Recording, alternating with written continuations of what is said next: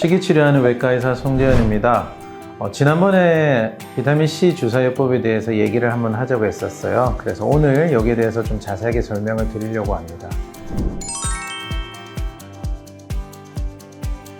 저희 병원에는 암 환자를 주로 치료하고 있기 때문에 비타민C 주사요법을 하고 있고요. 또한 이걸로서 좋은 효과들을 나타내는 분들도 많이 계십니다. 그런데 많은 분들이 첫 번째 생각하는 것은 과연 비타민C 주사요법이 항암 효과가 있느냐, 정말로 효과가 있느냐, 이것을 제일 먼저 질문을 하게 되죠. 1930년대에 처음 비타민C가 발견이 되고 생산이 되기 시작합니다. 그때부터 영양제로 사용이 되기 시작하고요. 1970년대에 들어서 라이너스 폴딩 박사와 또는 카멜론 의사 선생님들 덕분에 비타민C가 감기뿐만 아니라 이 암 치료에도 효과가 있고 도움이 된다. 그리고 많은 케이스들이 나온다는 것이 널리 알려지게 됩니다. 그래서 비타민C 치료가 바로 암 치료에 적극적으로 사용이 되기 시작을 하죠. 그런데 이런 붐이 있었기 때문에 바로 미국에 있는 메이오 클리닉에서 비타민C를 가지고 임상실험을 하게 됩니다. 그런데 아쉽게도 이 임상실험에서 비타민C는 효과가 없다라고 얘기를 하게 됩니다. 그러다가 다시 2000년대에 들어서 전임상 연구들이죠. 또 케이스 리포트 이런 것들이 나오면서 치료 효과가 있다는 것에 대해서 다시 보고가 되고 있고요. 최근에는 미국 국립보건원이라든지 이런 대학병원에서도 논문들이 하나씩 나오면서 실질적으로 비타민C 치료가 항암 효과가 있다는 논문들이 나오기 시작합니다. 그러면은 왜 메이오 클리닉의 실험 논문은 실패를 했었을까? 닥터 카멜린이 주사 치료를 했을 때는 바로 주사요법이 효과가 있다고 했던 거고요. 비타민C를 먹는 것과 그 다음에 주사로 치료하는 것은 다른 효과가 있다고 얘기를 했었습니다. 하지만 메이오 클리닉에서는 이 피오 먹는 걸로만 실험을 했었고요. 또한 실험 기간이 2.5개월밖에 되지 않았습니다. 짧은 기간 안에 좀 잘못된 사용 방법을 사용했었던 거죠.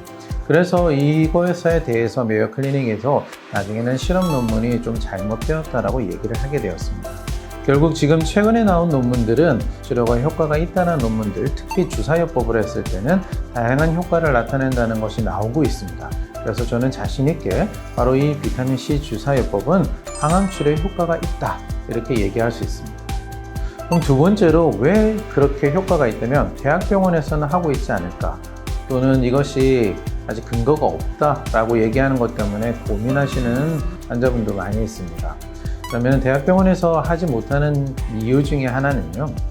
일단은 앞에 얘기했던 메이오 클리닉이라든지 이런 논문들 때문이긴 합니다. 바로 첫 번째 임상 논문에서 실패를 했었던 부분이 좀 있었고요. 또한 대규모 임상 논문이 없다는 거죠. 저희들이 항암 치료를 하거나 방사선 치료할 때는 바로 대규모 임상 논문을 가지고 거기에 대한 객관적 자료를 바탕으로 스탠다드한 치료법을 만들게 됩니다. 이 비타민C 치료는 나온 지는 오래되었지만 지금 최근에 들어서야 다시 전임상 연구들이 나오고 있는 상태이긴 합니다. 그럼 왜 대규모 임상 연구가 없었냐면은 사실은 이 대규모 임상 연구를 하기 위해서는 돈이 많이 들게 되죠. 근데 비타민C 치료 자체는 약에 대한 특허가 없기 때문에 돈을 많이 들여서 누군가가 특히 제약회사가 하고자 하는 의욕이 생기지가 않는 겁니다. 그래서 대학병원 내지는 국가에서 투자를 해서 임상 연구를 하지 않는 한 이것들이 잘 실행이 되지 않게 되는 거죠. 최근에 말씀드렸듯이 몇 가지 논문들이 국가나 대학병원에서 나온 논문들이 생기고 있기 때문에 이 부분에 대해서는 많이 해소가 되어 가고 있습니다. 그리고 또 하나는 바로 기전이 아직은 명확하지 않다는 겁니다. 비타민C 치료를 했을 때 확실하게 치료 효과들은 나타나곤 있는데 과연 이 기전이 어떻게 되는지 아직 여러 가지 가설들과 이런 것들이 있지만 명확하게 되지 않았다고 얘기하고 있기 때문에 대학병원에 있는 교수님들은 아직까지 이 치료를 스탠다드 치료로 받아들이고 하지 않고 있습니다. 그럼에도 불구하고 저희 병원에서 하고 있는 이유는 이 비타민C 치료가 갖고 있는 특징적인 장점이 하나 있는데요. 바로 항암 치료와는 다르게 정상세포를 파괴하거나 손상을 주지 않고 암세포만 공격을 할 수 있다는 것입니다. 항암 치료나 방사선은 아주 좋은 효과적인 치료 방법이긴 하지만 이 치료를 통해서 여러 가지 부작용이 생길 수 있는 반면 비타민C 치료 자체는 이런 부작용이 거의 없다는 거죠. 그래서 기존 치료에다가 이 비타민C 치료를 같이 하게 된다면 더 좋은 치료 효과를 나타낼 수 있기 때문에 저희 병원에서는 이 비타민C 치료 요법을 같이 하고 있습니다. 그리고 많은 분들이 또 궁금해하는 것이 있어요. 바로 대학병원의 선생님들한테 이런 얘기를 들었어요.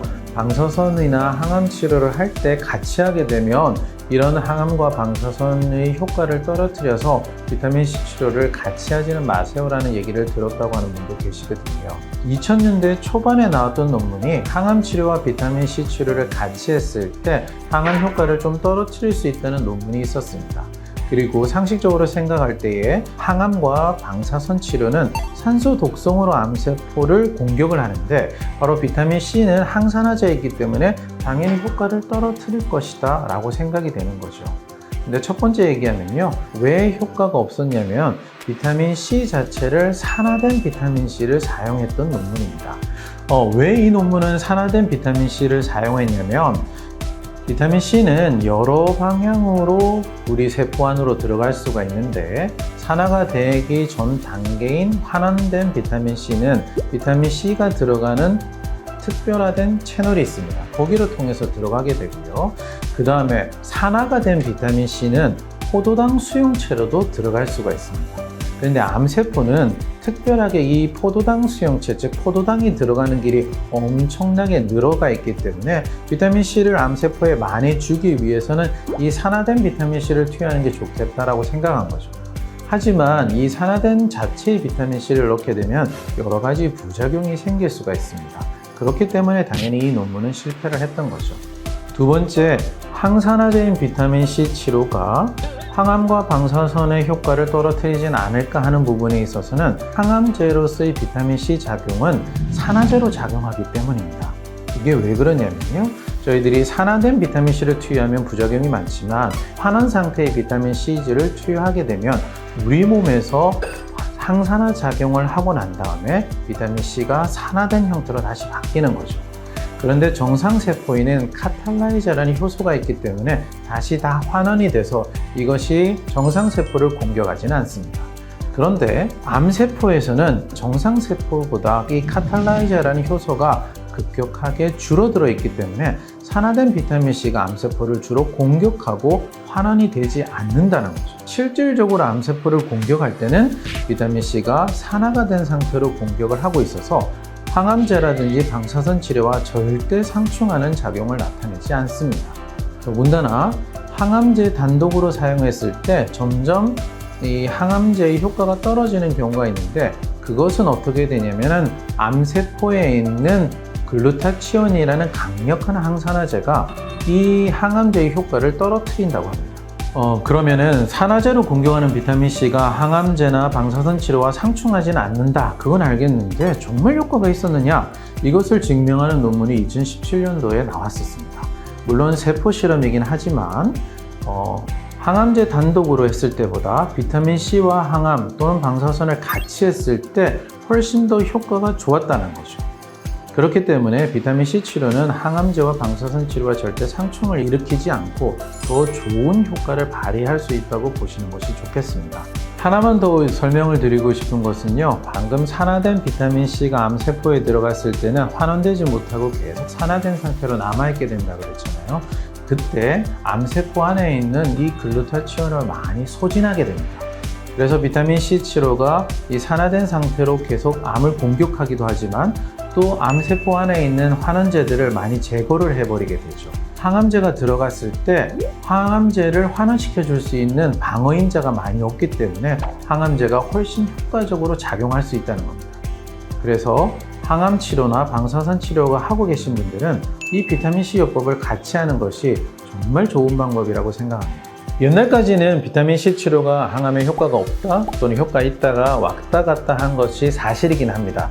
그렇지만 최근에 들어서는 미국에서 나오는 논문들을 보면 항암에 비타민C 주사요법이 효과가 있다는 논문들이 많이 나오고 있고요. 그래서 국가에서도 여기에 관심을 갖고 많은 연구들을 하려고 노력 중에 있습니다. 그러니 암 치료를 하고 있는 많은 분들이 방사선이나 항암 치료를 하면서 비타민C 치료요법을 같이 해야 될까 고민하신다면 저는 적극적으로 같이 하는 것을 추천을 드립니다. 자, 그러면 항암에 효과가 있는 이 비타민C 주사요법, 최대한 효과를 올릴 수 있는 방법이 있을까요? 제가 두 가지만 더 설명을 드리고자 합니다. 첫 번째는 비타민C 주사를 할 때 알파 리포산이라는 주사를 같이 하는 것입니다. 미국에서 이것도 논문이 나왔었는데요. 이 알파리포산이라는 주사를 비타민 주사를 하기 전에 투여했을 때 비타민C 요구량을 좀 더 낮은 농도에서도 이 치료 효과를 같이 동등하게 나타냈다는 논문들이 있습니다. 결국 알파리포산이 비타민C 치료 효과를 증대시켰다는 거죠. 더군다나 암이 많이 진행된 분들은 이 많은 수액량을 감당하기가 힘들 수도 있거든요. 네, 그런 분들은 이 수액량을 조금 줄이기 위해서라도 꼭 알파리포산과 비타민C 치료요법을 같이 하시는 것이 좋습니다. 네, 비타민C 치료의 효과를 올릴 수 있는 두 번째 방법은요, 바로 키토제닉 다이어트와 같이 하는 것입니다. 자, 비타민C가 산화가 된 상태는 바로 포도당이 들어가는 수용체로 비타민C가 같이 들어간다고 얘기를 했습니다. 그래서 포도당을 많이 요구하는 암세포가 이 포도당이 없는 상태가 되면 비타민C를 많이 받아들이려고 하게 되겠죠. 공복 상태를 유지하거나 키토제닉 다이어트를 하게 되면 체내에 포도당이 많이 떨어져 있기 때문에 암세포로 비타민C가 훨씬 많이 들어갈 수가 있습니다. 그래서 비타민C 치료를 하고 계신 암 환자분들은 바로 당일 주사를 맞는 날 공복을 하시거나 아니면 키토제닉 다이어트를 계속 하신다면 이 비타민C 치료 효과를 훨씬 증대할 수가 있습니다. 비타민C에 대한 또 큰 오해가 하나 있어서 또 말씀을 드리고 싶어요. 뭐냐면 이 합성 비타민C는 석유에서 추출해서 이 석유 부산물이기 때문에 절대 많이 쓰거나 많이 먹으면 안 된다, 이렇게 얘기하시는 분도 있거든요. 그런데 비타민C는 절대 석유에서 추출하는 것이 아닙니다. 이 비타민C는 거의 사탕수수나 옥수수에서 추출을 하게 되고요. 그것을 가공하는 과정이 있기 때문에 아마 질소의 성분들이라든지 이런 가공 상태이기 때문에 석유에서 추출한다는 말이 오해가 된 것 같아요. 특히나 천연 비타민C를 판매하는 회사에서 이런 얘기를 많이 하는데요. 절대 사실이 아니니 걱정하지 마시고 비타민 주사요법을 하셔도 괜찮습니다. 물론 비타민C는 또한 만병통치약은 아닙니다. 그렇기 때문에 항암 치료도 마찬가지죠. 비타민C 치료를 했다 해도 모든 분이 낫는 건 아니지만 비타민C 치료가 논문적으로 근거가 있고 점점 더 항암 치료에 효과가 있다는 것이 증명되고 있기 때문에 이런 치료를 많이 적용해 봤으면 좋겠고요. 또한 이 비타민 치료가 좀 더 효과가 극대화되기 위해서 방금 얘기했던 것처럼 키토제닉 다이어트를 꼭 같이 해보시면 좋겠습니다. 그래서 우리 암 환우분들이 더 좋은 결과를 나타냈으면 좋겠습니다. 비타민C 주사요법과 이 키토제닉 다이어트에서 궁금하신 사항이 있다면 댓글을 달아주세요. 제가 그것을 보고 제가 할 수 있는 한도 내에서 많은 답변을 드리도록 하겠습니다.